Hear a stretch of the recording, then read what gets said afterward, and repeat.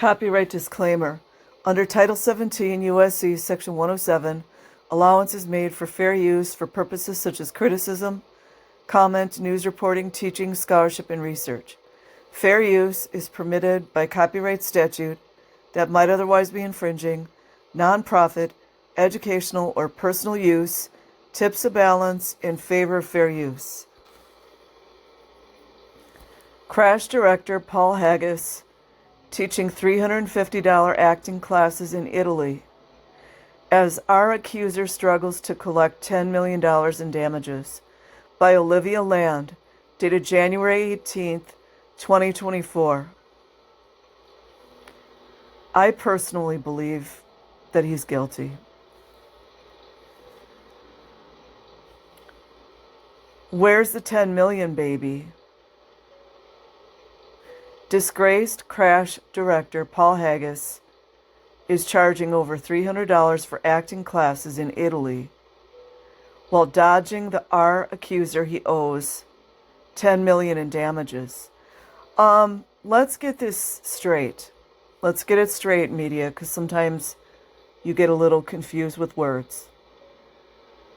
Our accuser was found to be telling the truth.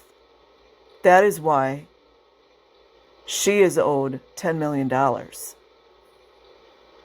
So it's way more than just accusing. You see, it's been proven in a court of law. Not that I always trust every single thing in the court.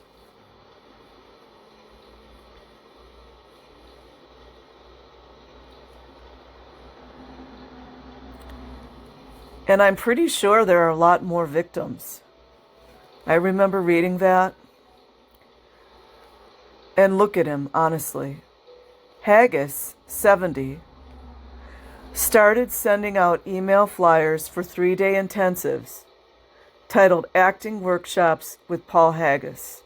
Who does that sound like? Scientology? In September, the Daily Beast reported, look at how they give him all these accolades. You would think that the way they would word it would be disgraced, right? The Academy Award winner, it should more be like the disgraced Academy Award winner. Promised 20 participants, young women, by the way, the opportunity to practice scenes during the classes, which were set to take place in Rome, the outlet said. The course, which according to one November advertisement, fills up quickly, costs $350 each.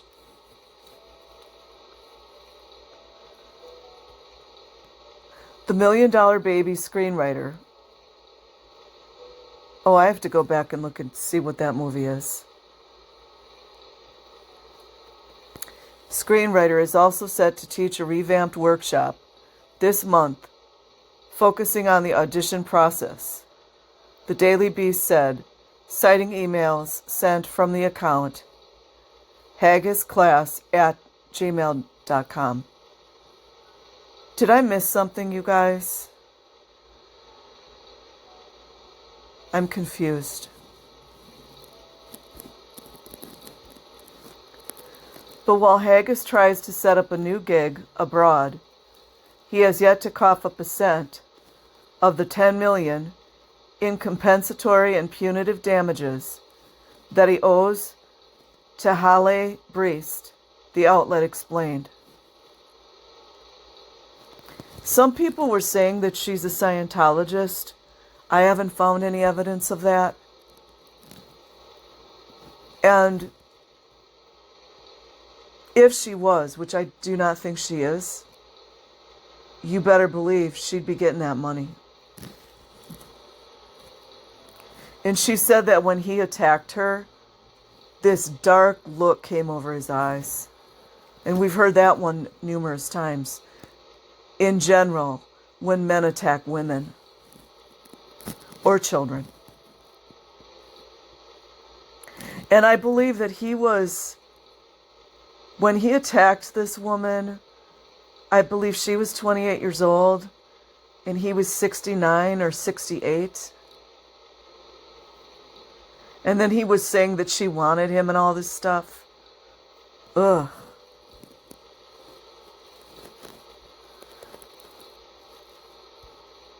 Paul Haggis still has not paid the $10 million in damages he owes. They need to get a better artificial intelligence spell checker in that, because there are a lot of grammatical errors here. Breest, a former film publicist. Let's read that again, in case anyone missed it. A former film publicist. Why do you suppose she's a former? Would it go along with all the other Hollywood stories we've heard about being blacklisted? Sued Haggis in 2017, alleging that he arred her after a premiere. Well, he's been found guilty, bro. Oh, I got the ages a little screwed up, sorry. There's various reports. Breest was 26 and Haggis was 59 at the time of the alleged attack.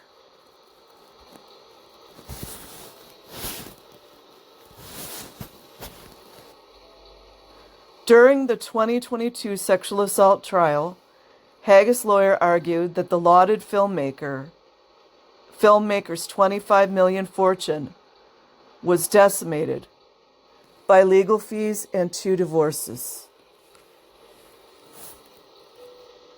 What is that, you guys? Look at that.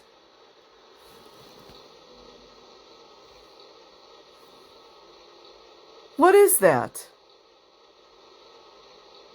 It reminds me of the other director, the creepoid, that the Me Too movement, I can't think of his name. But he's double creep factor because he used to be a Scientologist, allegedly. I guess he likes them young when he chooses victims. That's what it looks like. Haggis is teaching acting workshops for $350 a pop. What a better way to attract beautiful young women, right? He's not going to be able to pay the judgment you've already created, and there's no way he can pay anything further, attorney Priya Chowdhury told the court, the Post reported at the time. The jury, however, ultimately ordered Haggis to pay Breest $7.5 million in compensatory damages and $2.5 million punitive damages. Just so everybody knows, that usually means that a person has been proven in a court of law that they were guilty. I believe Rinder wrote a character statement for him or something to that effect, allegedly. Since the ruling, which Haggis dismissed as lies, does that sound like Scientology? Deny, deny, deny? Well, honestly, any man that is accused of R-ing women, they always deny. Since the ruling, which Haggis dismissed as lies, Breest has continued to battle to get the director to pay up. Something's not adding up. Why would that be her battle, right? If all these men throughout the United States that don't pay their child support get called in and wage garnishment and all that stuff, why would it be her duty to get him to pay? Inquiring minds want to know. Halle Breest claimed Haggis arred her after a movie premiere in 2013. I believe her. And I've heard there are a lot more other victims. I have to do more research, but I've heard that. In late December, the court granted her petition to force the sale of Haggis' $2.9 million Soho apartment and give her the proceeds, the Daily Beast reported. Briest is also challenging Haggis' former wife, actress Deborah Renard, who she says conspired with her ex-husband to hide his assets. The outlet continued. Does that sound like Masterson? What do I know, though, right? Paul Haggis slammed his accuser's claims as lies. Now hold on, I'm going to zoom this in. Look at his eyes, bro.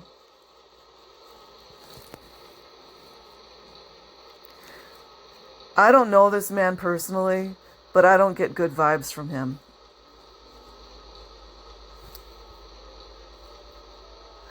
Over the summer, Briest filed a petition that claimed Haggis gave Renard money and property to avoid paying the damages.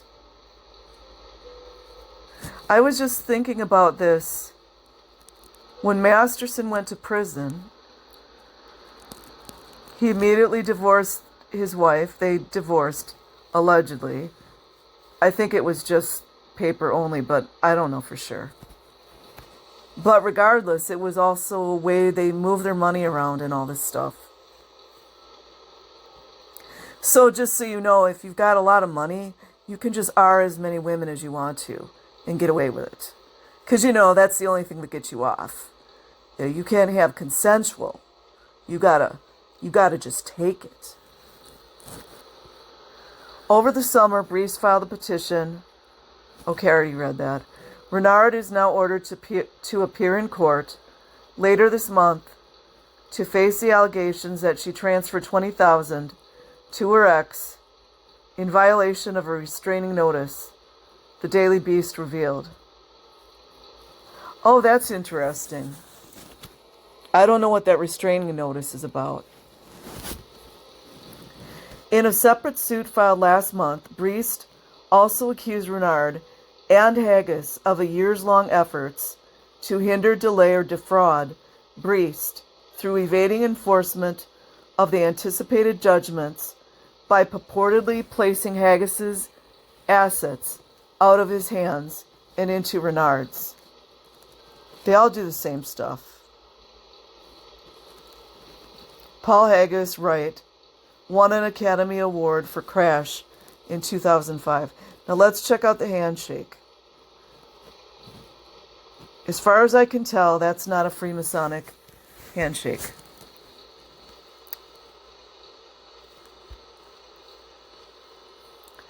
Renard, who was married to Haggis from 1997 to 2016, vehemently denies the claims and allegations asserted by the plaintiff.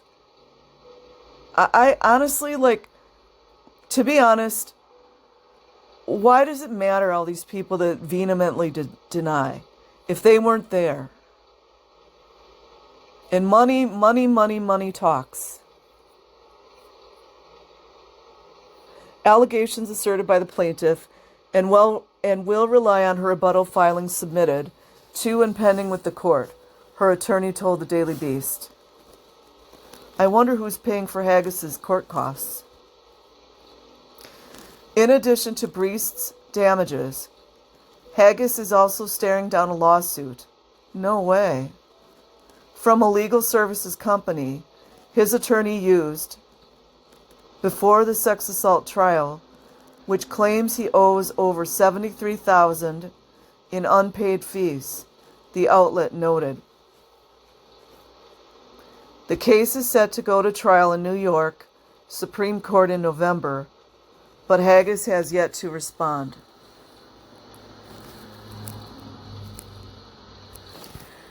Okay, I decided to add this to the article I just read. I'm not going to say too much, but I just want to show that there's a connection. Mike Rinder tells court Paul Haggis among Scientology's 3 biggest enemies. By Dorian Geiger, updated October 29th, 2022. I love how they word things, honestly. Prominent Scientology whistleblower Mike Rinder, he's prominent, huh?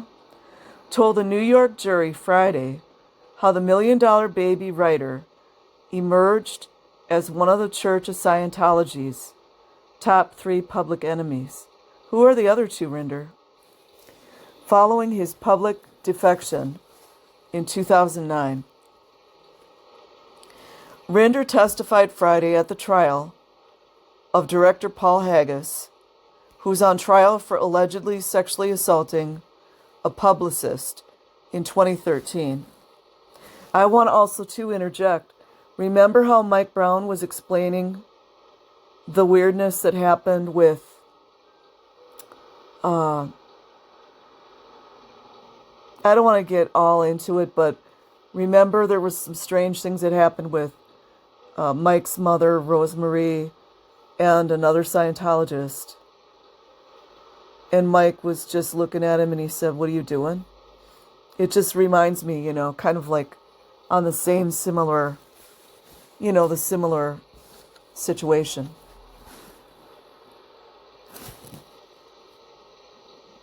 And I'm trying to look for the parallels between Masterson and Haggis. The crash writer and fellow former Scientologist who's accused of R-ing and forcing oral blank on ex-publicist Haley Breest at his New York Soho loft following a movie premiere in 2013. Also, just do some research. There are several places where she tells in detail how it happened. And to me, it was very similar to one of the Bill Cosby victims, how she explained what happened to her. Entertainment business, inviting the victim to the home, etc.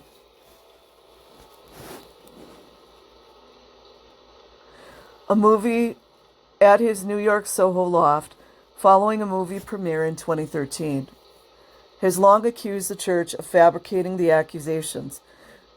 I've noticed, too, there's a lot of that when they get out. It's like the Scientology's fault. Fabricating the accusations in retaliation for publicly renouncing the controversial religion in 2009.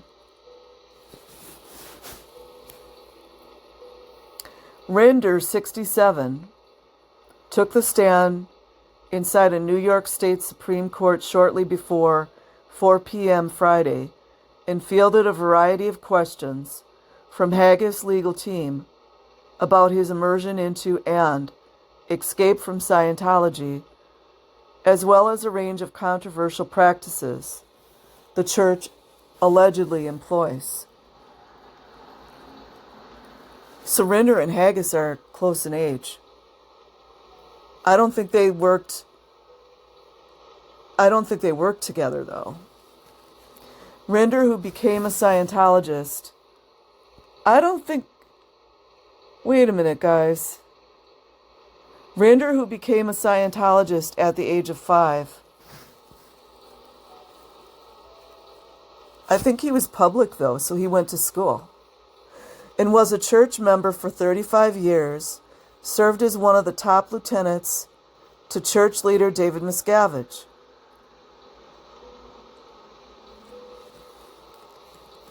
Rinder was Miscavige's right-hand man. Until his public exit in 2007, he served as Scientology's international spokesperson. Remember, Rinder was in public relations. Head of its Office of Special Affairs, which used to be the Guardian's office, but it just changed in name only.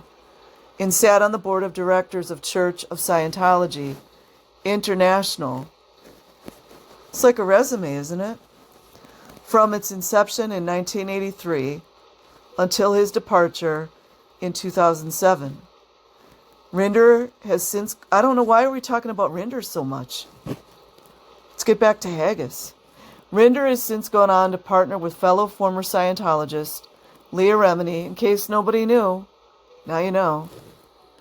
On the Emmy-winning A&E series Leah Remini, Scientology in the Aftermath. The pair are currently co-producing the podcast Scientology Fair Game. I don't know why we had to have a complete resume of Rinder when what we're talking about here is Haggis's Our Trial. Haggis counsel questioned Rinder about various Scientology policies. What does that have to do with the R? Including disconnection, auditing, suppressive persons, plants, and fair game. Back to the R trial. The doctrine conceived by Scientology founder and convicted felon and science fiction writer L. Ron Hubbard, which dictates members retaliate by whatever means necessary against enemies or critics of the church.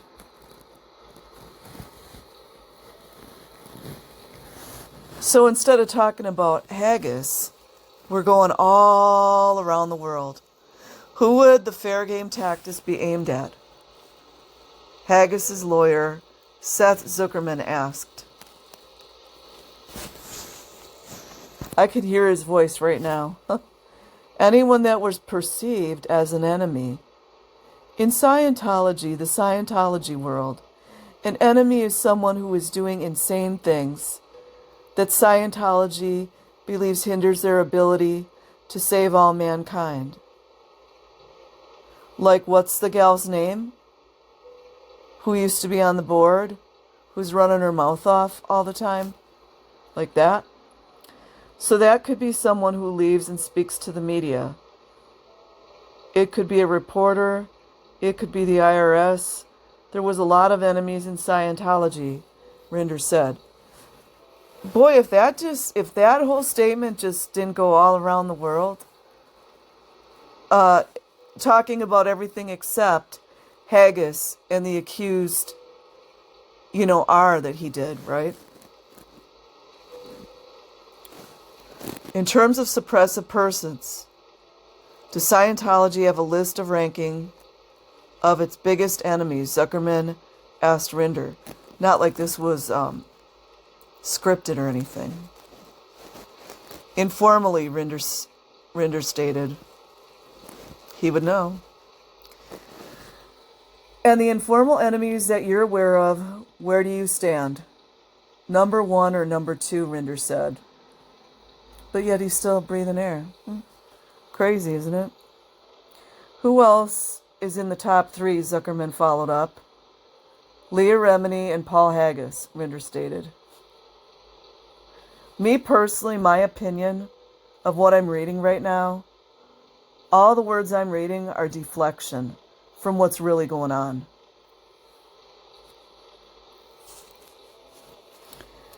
Rinder testified he was involved with hundreds of fair game missions, in which he, along with other clergy members, stalked, harassed, and intimidated suppressive persons and other enemies of the church. He's still doing the same thing, except he's just not officially in Scientology.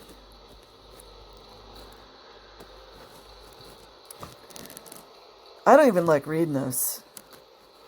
It is a policy that was written by L. Ron Hubbard in the mid-60s regarding the enemies of Scientology, where he said they may be injured, have their property taken, lied, tricked, sued with no penalty for any Scientologist that engaged in those things.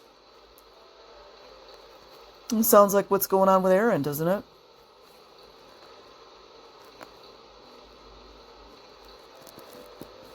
Just all around the way, all this statement is. Rinder also described on the witness stand how his entire family disconnected from him. Oh, when he left his family. When he left, let's reword this. After Mike Rinder left his wife and his children in Scientology. Because that's how it happened. I'm not saying, I know it's a really awful place and what happens, but I just, that's really how it happened. He left them. And then they disconnected from him, technically. after he left the church, roughly 15 years ago. Well, when he left the church, he left his children and his wife. Let's just be clear. I know it's hard. I know it's difficult. So I'm not saying that, but just twisting. Everything's being twisted. Hold on. I'm going to peruse through this. I'll be back. Hold on. Okay, I had to skip over some of that. That was just too much for me. Rinder testified that he knew Haggis as a celebrity figure inside the church who had achieved OT8, or operating Thetan status, the highest tier possible.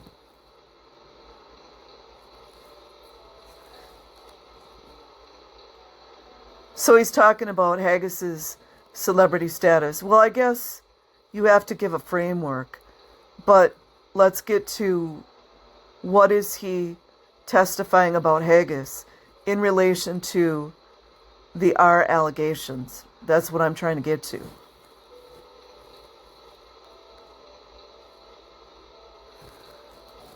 Okay, Rinder, who said he considers Haggis a friend, also recalled the moment he learned the Canadian screenwriter publicly split with the church in 2009.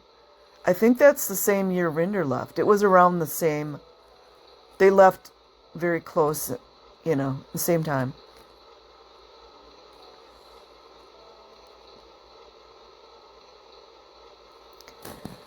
Rinder says, I was pleased that he had seen the light, as I had seen the light. What about the R, Rinder?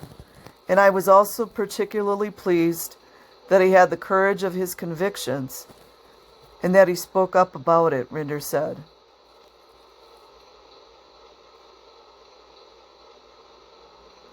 Wow, this is almost too much to take. Hold on, I'm going to pause it again. I'm having to skip through a lot of this because it's just too much. So Haggis lawyers also showed the jury portions of the New Yorker article in which Haggis predicted the church would somehow seek revenge against him. I want to interject my thoughts here because we all know that Scientology does do that. But also, all the research that I've done, a lot of people who are perpetrators, Scientology, they will hide them, they will protect them, they got the blackmail on them. They don't really care about women or children, trust me. But it just makes me think about a lot of people who had been perpetrators of children and or women, how they would protect them, they would move them around. And in some cases, they would tell the perpetrator, in order to protect Scientology, you're going to have to leave Scientology. So, I'm not saying that happened with Haggis, but it's just interesting. Haggis lawyers also showed the jury portions of the New Yorker article in which Haggis predicted the church would somehow seek revenge against him, apparently suggesting Breest's accusations were a manifestation of speculation. Every perpetrator that we've seen come out of Scientology, they always seem to say almost the exact same thing. I mean, all perpetrators in general are going to deny. But it's interesting because it's just the way that they say it.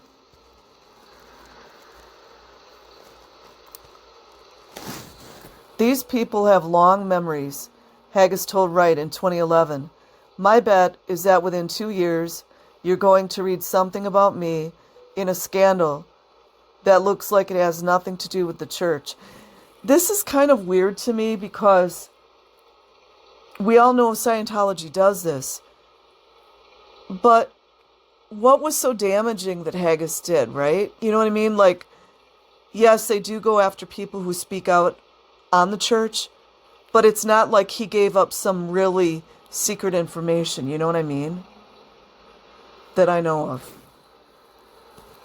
Karen Powell, we all know her, a spokesperson for the Church of Scientology, slammed Rinder after his testimony, telling the Daily Beast he was a liar.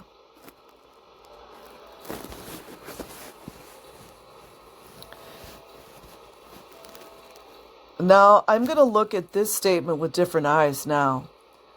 For the past 15 years, Rinder has distorted and manipulated the truth for anyone willing to pay him. This is Karen Powell saying this. He supports himself by orchestrating the harassment of his former church and its members through false police reports, incendiary propaganda, and fraudulent testimony and media stories contradicted by facts, public documents, and his own past statements. As to Haggis, he has been penning false stories about the church for a decade in an effort to cover up whatever bad deeds he is engaged in. And today flew in Mike Rinder, an inveterate liar and paid witness to be his co-conspirator, Powell said. Rinder declined to comment on the case as he left court Friday afternoon. So anyways, I just thought that was interesting. And I will leave both links in the description box. Like and subscribe if you choose. Have a good night or day wherever you are. Peace.